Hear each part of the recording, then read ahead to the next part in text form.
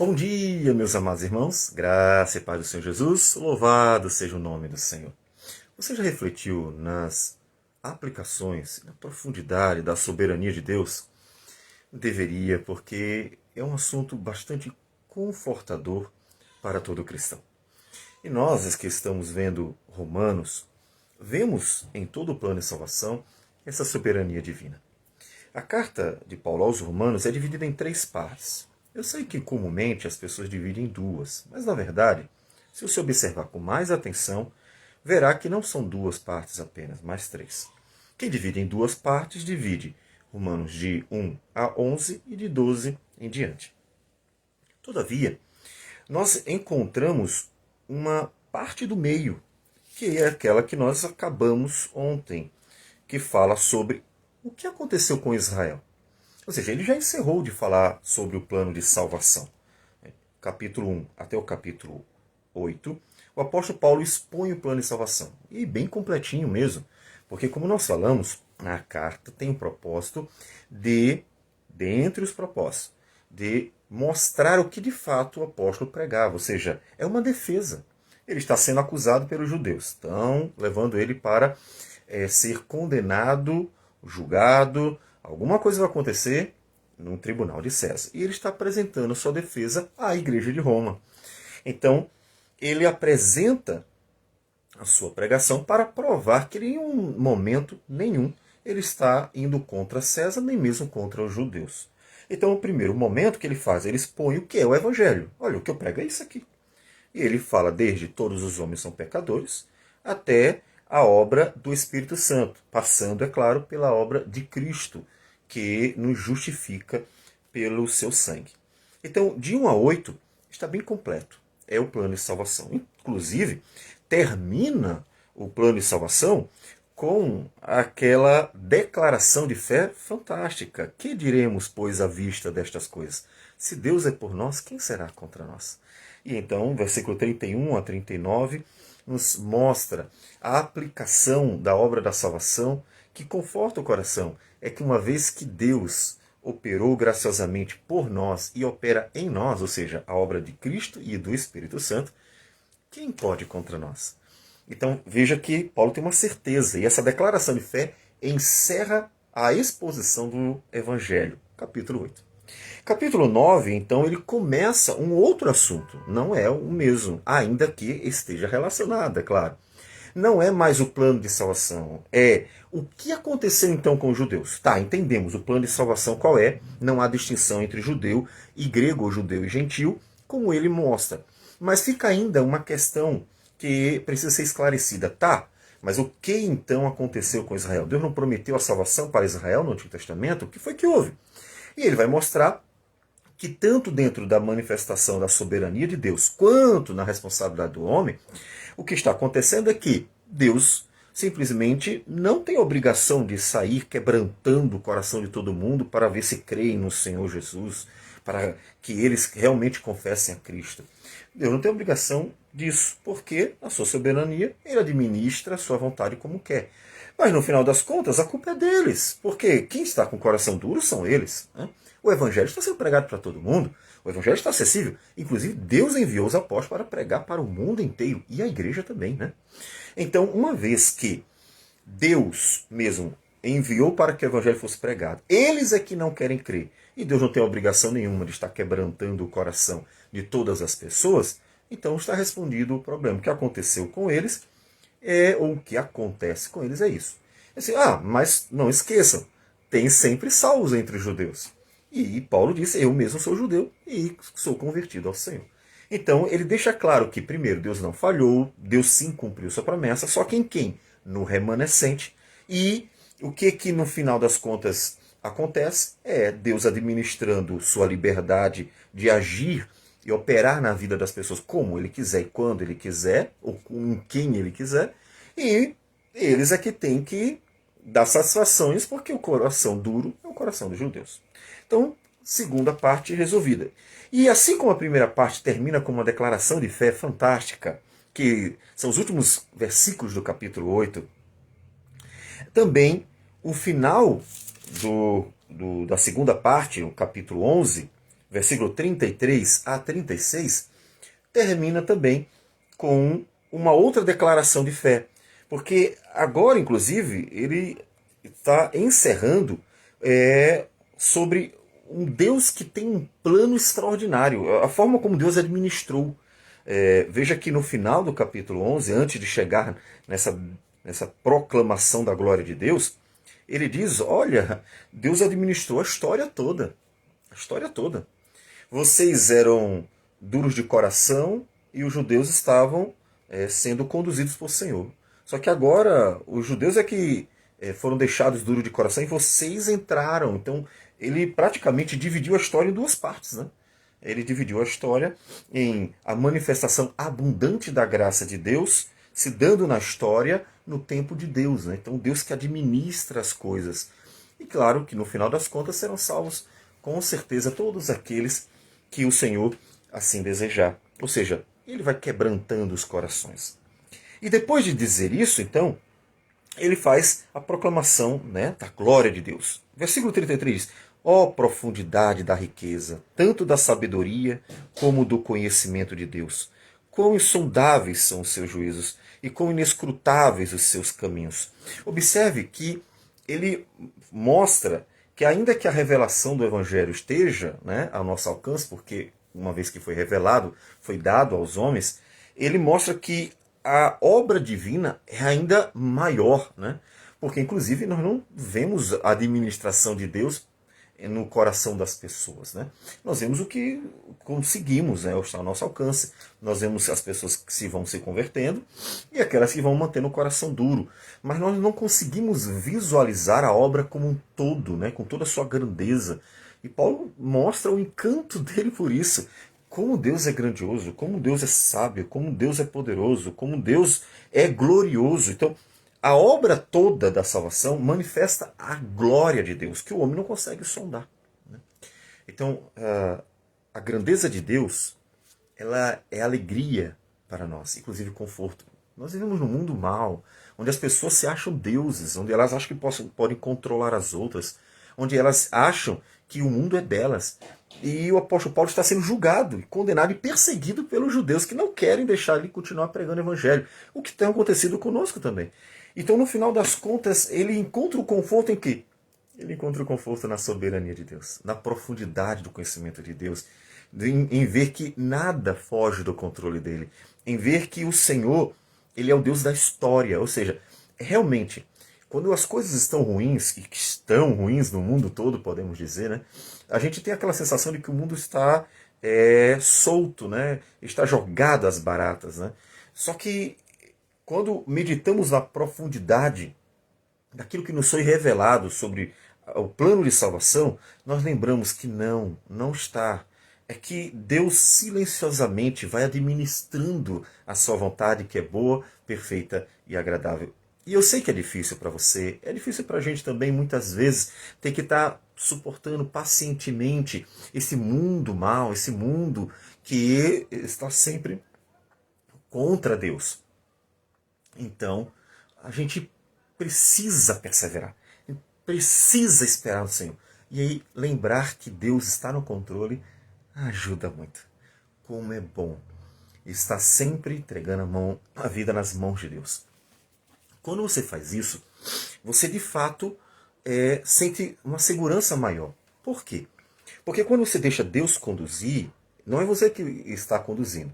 Quando você conduz a própria vida e acontece uma coisa errada ou ruim, você simplesmente, tomei uma decisão errada. Quando você deixa Deus conduzir, se acontecer alguma coisa ruim, mas você o tempo inteiro procurou, né, seguir conforme o Senhor vai dirigindo. Então isso descansa, você olha, não está bom, mas é Deus que está conduzindo. Então, lembra de José.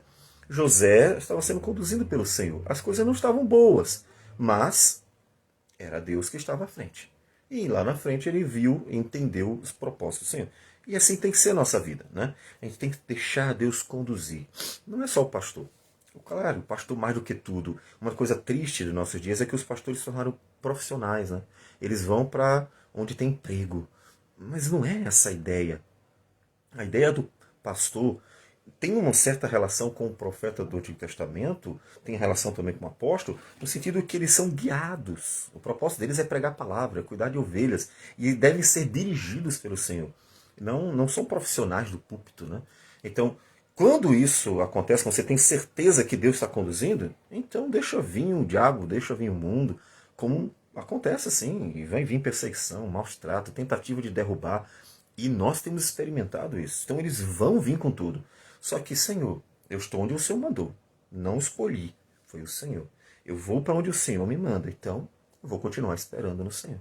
Então, quando Deus conduz a sua vida, você fica tranquilo. Então, descanse no Senhor. Veja que o apóstolo Paulo, nessa declaração, ele está mostrando um conforto. Porque, como disse, a carta ela cumpre vários propósitos. E um desses propósitos é mostrar uma defesa, ou apresentar uma defesa por causa das falsas acusações dos judeus. E ele está se defendendo. E está mostrando que, de fato, ele tem uma segurança. A segurança primeira, ele mostrou no capítulo 8, né? Que diremos, pois, à vista destas coisas? Se Deus é por nós, quem será contra nós? Ele está sendo atacado. E ele está dizendo, pode vir quem quiser. Se Deus está comigo, o problema é dos outros. Nós vamos continuar. Não significa que nós vamos dominar o mundo, porque essa não é a intenção do cristão, mas significa que estamos onde devemos estar. E vamos continuar com o Senhor. Então veja, tranquilidade. E no final, quando ele termina de tratar sobre a questão dos judeus, ele outra vez declara, né, que o Senhor está no controle de tudo. O Senhor é Deus. E a gente pode não entender perfeitamente ou não ver perfeitamente o que ele está fazendo, porque não tem como nós sabermos o plano inteiro, mas nós sabemos que ele é o Senhor que tem um plano. Se nós planejamos, quanto mais Deus, né? E ele continua dizendo, quem, pois, conheceu a mente do Senhor? Ou quem foi o seu conselheiro? Observe, não sabemos tudo. Não sabemos tudo. Já que não sabemos tudo, o que a gente precisa fazer? Confiar. Muitas vezes você e eu vamos nos perguntar, ou perguntar para Deus, Senhor, o que está acontecendo? O que eu devo fazer? Por que isso? Por que aquilo? A gente está no mundo mal e as pessoas são terríveis. Então, e o diabo está aí, né, usando as pessoas para isso mesmo, para fazer o mal. E a gente fica querendo entender o que acontece, né? Veja, ele diz, olha, a gente não sabe de tudo. O que isso exige? Confiança. Uma vez que a gente não sabe de tudo, uma vez que a gente sabe apenas o que Deus quis revelar, e portanto a gente não consegue saber tudo o que acontece conosco e ao nosso redor, o que a gente precisa fazer? Confiar. Exige de nós confiança. Hoje, o plano é maravilhoso. Capítulo de 1 a 8, ele mostra que plano tremendo e gracioso. E uma vez que nós fomos alcançados por Deus em Cristo e pelo Espírito Santo, ninguém pode nos separar dele. Plano maravilhoso. Segunda parte, Deus tem um plano em relação a Israel. Ele vai cumprir cabalmente, ou seja, ele está salvando sempre judeus e ele tem algo mais, né? Ele usa, de certa forma, Israel em um propósito dentro do plano de salvação. Vão ser salvos por Cristo e somente por Cristo. Então, Deus tem um plano. Descanse, deixa que Deus siga com o seu plano. Então, isso tudo tem a ver com a sabedoria de Deus. O Deus que administra tudo com sabedoria. A minha pergunta é, você confia? Porque do jeito que Deus tem um plano de salvação, e esse plano está em curso, e também um plano em relação à resposta sobre a questão dos judeus, não é diferente com você. Deus tem um plano também, é claro. Lembre-se, Deus é um Deus que planeja, porque ele é um ser inteligente, então ele planeja, e planejou tudo, né? Então, ele tem um plano. O que compete a nós diante disso? É confiar. Não é fácil, imagina, o apóstolo Paulo ter que se defender diante de um monte de judeus sem noção, né? Mas ele tem que confiar. Ele tem que confiar. Ou quem primeiro deu a ele para que ele venha a ser restituído? Aí vem aquela questão, Deus administra como quer. Nenhum judeu podia dizer, Senhor, eu mereço e o Senhor tem que me dar. Mas quem foi que deu a Deus alguma coisa para que Deus restituísse? Ninguém. Então Deus administra a sua boa vontade, sua graça, misericórdia com quem ele quiser. Lembre-se de uma coisa, como já disse várias vezes, jamais Deus vai recusar um pecador. Jamais. Isso é bem claro. Deus não recusa. Jesus disse, não lançarei fora nenhum que vier a mim. Deus não recusa ninguém. Qualquer pecador, não importa quem, que chegue para Deus, Senhor, tem misericórdia de mim. Lembra do ladrão lá da cruz, né? Lembra-te de mim quando vieres no teu reino. Veja, no último momento, e Jesus não recusou. E ele, hoje mesmo estarás comigo no paraíso. Então, ele não recusou. Então, Deus não recusa ninguém. Então, a questão não é Deus recusar ou não recusar, porque ele nunca vai recusar um pecador. A questão é Deus, ele não tem obrigação de sair quebrantando o coração de seu ninguém. Quem se converteu, vai a ele, o Deus administra conforme a sua vontade, mas de forma alguma ele tem a obrigação de estar dando às pessoas qualquer coisa, né? Restituindo, ninguém deu a ele, né? Então ele não restitui ninguém. Então, veja que, mas poxa, Deus não tem uma obrigação para com Israel? Deus tem uma obrigação para com suas promessas. Sim, claro. Deus prometeu, e ele disse, né, que Deus é fiel às suas promessas. Ele prometeu preservar Israel e vai preservar até o último dia. Deus prometeu salvar um remanescente e vai ter um remanescente salvo. Então o que ele promete, ele tem que cumprir. Claro, claro, claro. Mas ele não tem obrigação para com seu ninguém, além de suas promessas, né? Deus prometeu, ele cumpre. Por isso que quando nós oramos conforme as promessas dele. Isso é importantíssimo. Quando você pedir, peça de acordo com as promessas. Senhor, segundo a tua promessa, me ajuda aqui, cuida ali. Por exemplo, sabedoria. Quem precisar de sabedoria, peça. Então, Senhor, me dê sabedoria para fazer as coisas, para viver, para te glorificar. Ele vai dar sabedoria. E ele termina dizendo, porque dele, por meio dele e para ele são todas as coisas. A ele, pois, a glória eternamente. Amém. Isso é fundamental. Todo cristão precisa estar com isso bem gravado no seu coração, né? É a primeira pergunta, inclusive, do catecismo. Qual é o nosso propósito? É a glória de Deus. Então, já que a glória de Deus não é a sua glória, né? Não é a fama dos doutores, não é a glória do pastor, não é seu deleite, seja lá quem você for, e não é a glória dos homens. O propósito não é Deus glorificando o homem, é o homem sendo instrumento para a glória de Deus. É claro que nesse plano Deus abençoa seu povo, mas o propósito tem que ser a glória dele. Por quê? Porque tem que ser a glória dele. Porque dele, por meio dele e para ele são todas as coisas. Nós sempre comparamos com uma obra de arte. Quem pintou ou quem esculpiu? Quem é que deveria então ser elogiado? Quem deveria ser louvado? É claro que quem fez. Então, a criação é dele. A criação é sustentada por ele. Foi feita por ele, né?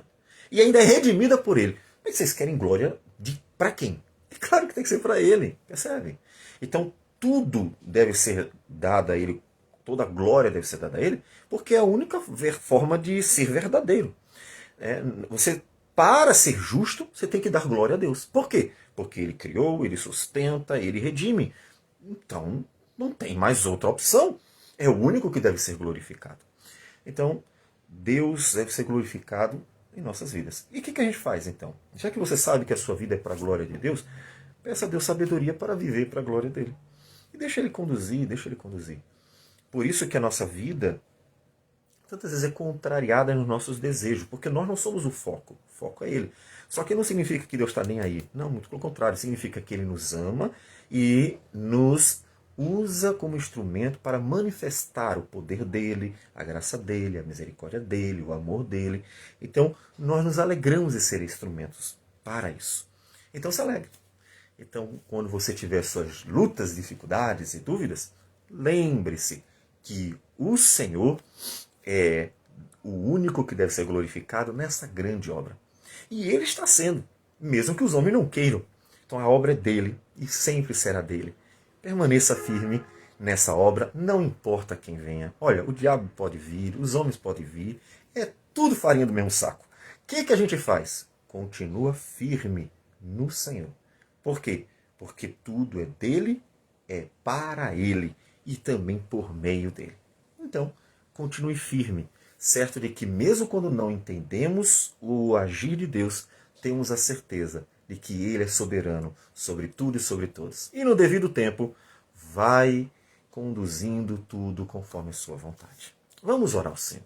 Senhor Deus amado, bendito o teu nome. Te damos graça e glória porque o Senhor nos deu a salvação. Nós não merecemos nada, nada, nada, Senhor. Mas o Senhor nos agraciou com uma obra tão extraordinária.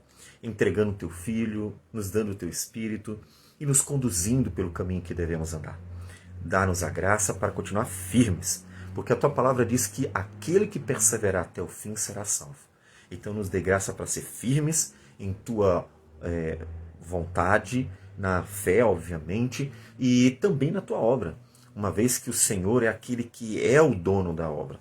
Portanto, Senhor Deus, nos dê graça para jamais desistir, na certeza de que não importa, Senhor Deus, o que o diabo e o mundo diga ou faça, o Senhor é o Deus da obra, e, portanto, ela será sempre conduzida para a tua glória. Que o Senhor receba a nossa oração, nossa gratidão por tudo, e tudo isso em nome do Senhor Jesus. Amém, Senhor. Que Deus abençoe a todos e tenha um bom dia.